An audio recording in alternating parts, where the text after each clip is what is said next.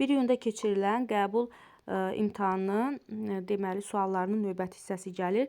Birinci sualda deyir bir hüceyrəli göbələklər. Deməli birinci şəkildə verilən hansı göbələkdir? Əvvəlcə onu müəyyən edək. Bu birinci şəkildə verilən göbələk penisil göbələyidir. Bildiyimiz kimi penisil çox hüceyrəli göbələkdir və onun hüceyrələri isə bir nüvəlidir. Sporlarla çoxalır, sporları salxımcıqda yerləşir. Orta məktəb dərsliyimizdə şəkli var. Buna mən abituriyentlərə qeyd eləmişdim ki, ümumiyyətlə bu şəkilləri həmişə diqqətdə saxlasınlar. Mən gözləyirdim, buradan belə sual gələ bilər.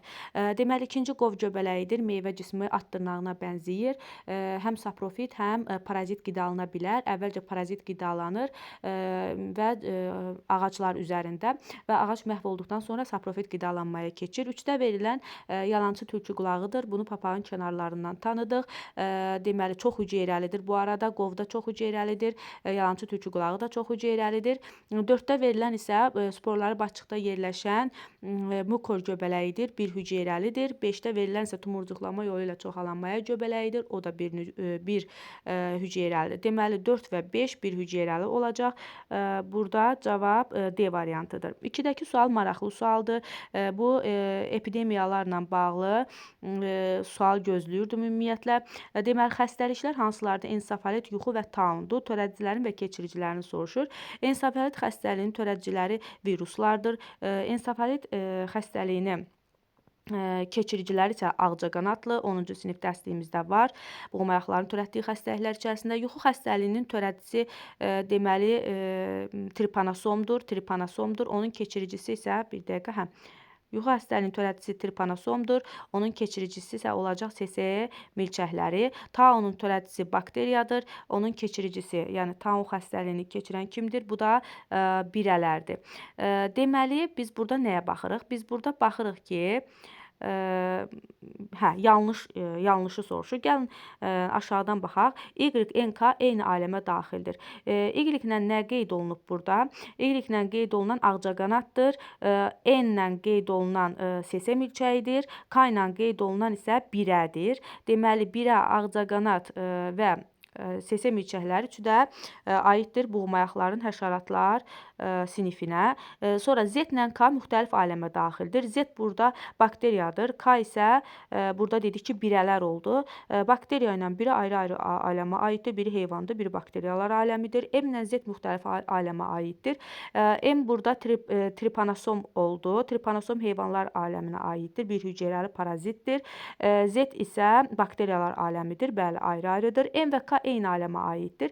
M tripanosomdur heyvanlar. K birədir heyvanlar. Bu da doğrudur. Cavab olacaq A variantı. Çünki X, M, Z eyni aləmə aid deyil. X burada viruslardır. Ümumiyyətlə heç bir aləmə aid deyil. Həyatın hüceyrəsiz həyat formasıdır.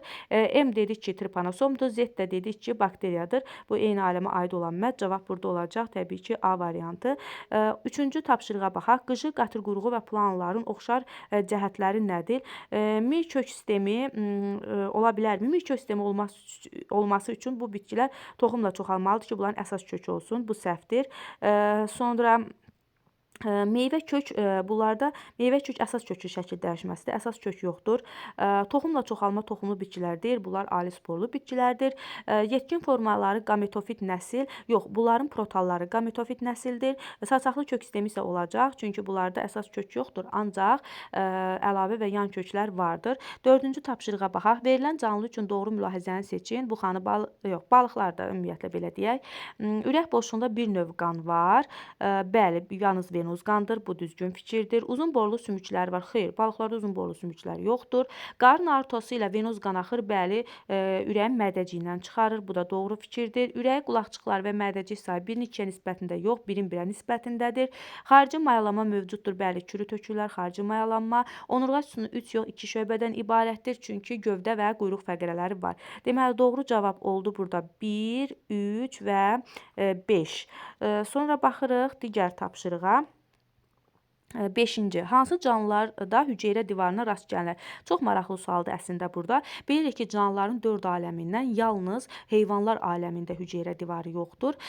Qalan 3 aləmdə həm bakteriyalar, həm göbələklər, həm də bitkilər aləmində hüceyrə divarına rast gəlinir. Burdan amöbü çıxarıq, çünki heyvanlar aləminə aiddir. Bir də burada lian-blianı çıxarıq, çünki bir hüceyrəli qamçılı heyvanlar aləminə daxildir, qamçılılar sinifinə aiddir. Deməli, sianobakteriyada hüceyrə divarı olacaq. Plevrakokdur, bu da hüceyrə divarı olacaq. Parmeliya isə şibiyədir. Biz də bilirik ki, şibiyələrin tərkibi göbələk və bakteriyadan və bir də göbələk və bitkidən qurula bilər və hər bir halda burada da həm göbələyin, həm bitkinin, həm bakteriyanın hüceyrə divarı var. Deməli, cavab burada olacaq 1, 3 və 4. Növbəti hissəni də paylaşacağam sizinlə.